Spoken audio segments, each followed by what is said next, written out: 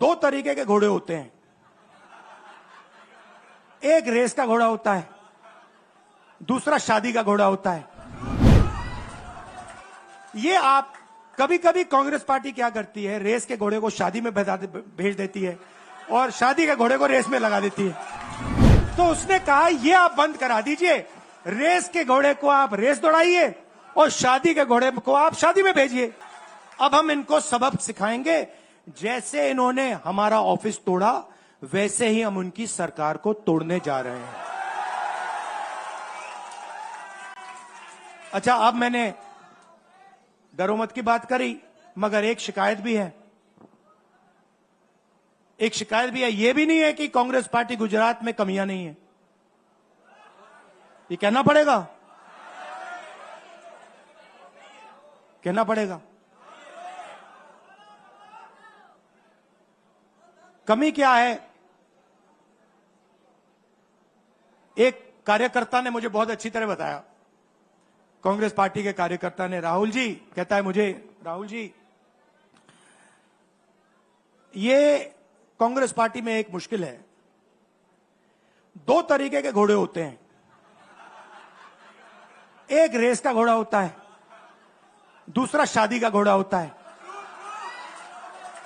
ये आप कभी कभी कांग्रेस पार्टी क्या करती है, रेस के घोड़े को शादी में भेज देती है और शादी के घोड़े को रेस में लगा देती है।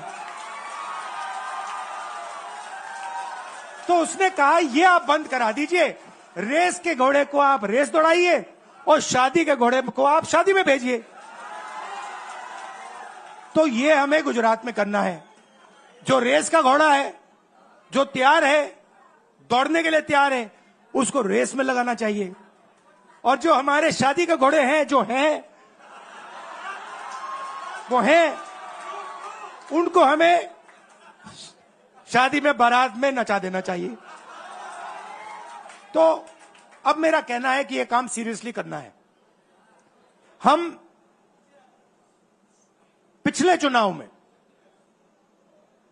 आप भी जानते हो, मैं भी जानता हूं कि हम बीजेपी से पिछले चुनाव में नहीं लड़े थे, ठीक से नहीं लड़े थे।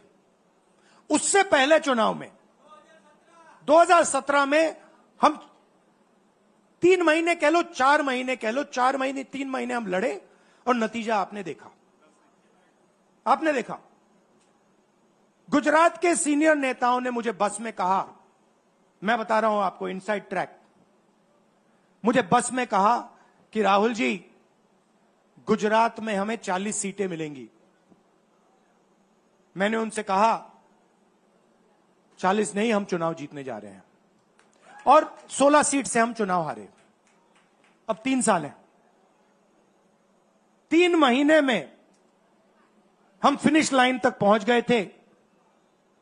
3 साल में हम फिनिश लाइन को, मतलब उधर पीछे छोड़ के निकल जाएंगे। मैं आपको यहां कह रहा हूं कि आप लोग गुजरात में कितने साल बाद, 30 साल हो गए, 30 साल हो गए। मैं आपको बता रहा हूं, मानो ना मानो, आप में से 50% अभी मान रहे हैं और 50% कह रहे नहीं भैया नहीं होगा। जो 50% मान रहे हैं, मैं आपसे बात कर रहा हूं, जो 50% मान रहे हैं, मैं आपसे बात कर रहा हूं, आप लड़ जाओ और ये बाकी 50% बैठे हैं, उनकी माइंड बदल दो, नैया पार हो जाएगी, सरकार बन जाएगी। और मैं आपसे कहना चाहता हूं कि एआईसीसी की टीम, राहुल गांधी, मेरी बहन, सारे के सारे सीनियर लीडर आपके साथ यहां खड़े होंगे, आपके साथ मिलकर इनकी सरकार को तोड़ेंगे। आपने बहुत सहा है, बहुत लाठियां खाई हैं, बहुत अपमान हुआ है आपका, गालियां खाई हैं आपने, अब बहुत हो गया। अब इनको हमें सबक सिखाना है और हम इनको हराने जा रहे हैं। और नफरत से नहीं, मोहब्बत से आप देखना, मोहब्बत से हम इनको हराएंगे। कैसे? क्योंकि नरेंद्र मोदी जी का जो विजन था, वो गुब्बारा जो था वो फट गया है, फटाक से वो फट गया है। आप सोचिए, पार्लियामेंट हाउस में नरेंद्र मोदी वहां बैठे, मैं यहां, और मैंने प्रधानमंत्री जी उनके सामने कहा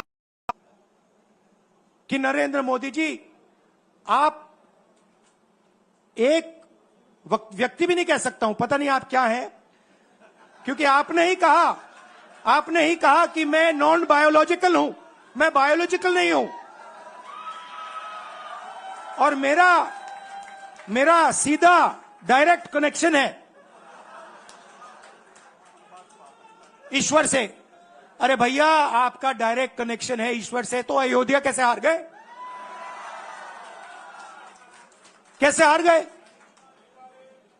तो हमारे प्रधानमंत्री सोचते हैं कि बाकी सब लोग बायोलॉजिकल, गुजरात की जनता बायोलॉजिकल, गांधी जी बायोलॉजिकल,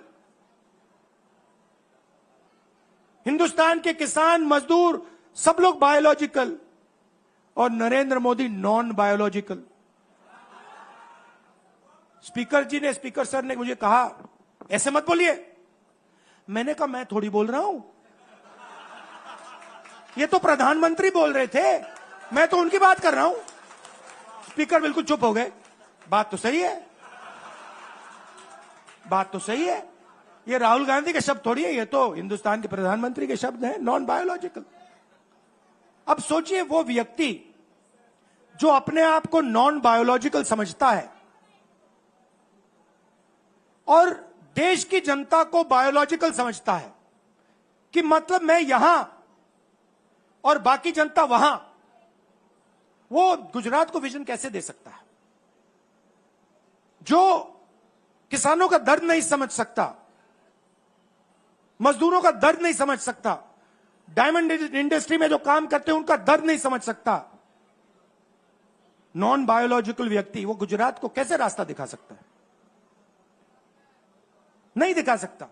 तो अब आपका काम है गुजरात को विजन देना, गुजरात के युवाओं को, किसानों को, मजदूरों को, माताओं बहनों को विजन देना कि भैया हम आपके लिए ये करने जा रहे हैं।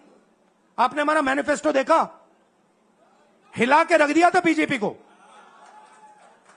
आपने देखा? वैसा मैनिफेस्टो बनाना है गुजरात के लिए। गुजरात की जनता से मिलकर 1 लाख लोगों ने हमारा मैनिफेस्टो बनाया था। वैसे ही हम गुजरात में लाखों लोगों से पूछकर अपना मैनिफेस्टो बनाएंगे, गुजरात को विजन देंगे, और फिर चुनाव पूरा दम लगा के लड़ेंगे, और यहां इनकी जो सरकार है उसको तोड़ के हटप्परे कर देंगे। आप सबका दिल से धन्यवाद। आखिरी बात मैं कहना चाहता हूं, यहां जगन्नाथ यात्रा हो रही है, आप सबको, और जो यात्रा में भाग लेंगे, आप सबको शुभकामनाएं देना चाहता हूं, और दिल से प्यार देना चाहता हूं। आप सबका दिल से धन्यवाद, नमस्कार, जय हिंद। अब है मुद्रा, डरो मत, डराओ मत। વિપક્ષના નેતા વિધાનસભા કોંગ્રેસ પક્ષના નેતા અમિતભાઈ ચાવડાને વિનંતી કરું